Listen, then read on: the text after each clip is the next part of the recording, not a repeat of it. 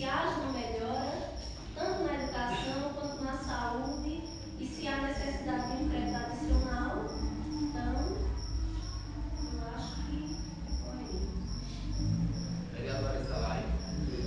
Vereador Francisco Emílio. Vereador José Maria.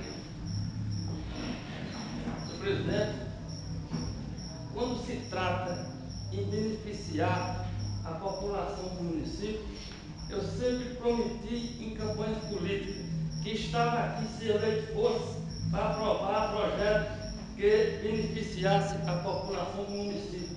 E com certeza, além de ser a população geral, é um mundo que vai dar segurança às nossas crianças. Não só é porque é lá no distrito de Igapó, não. Se fosse no distrito de Campo Alegre, ou se fosse na Querida Lagoa do Ouro, eu aprovaria a mesma coisa.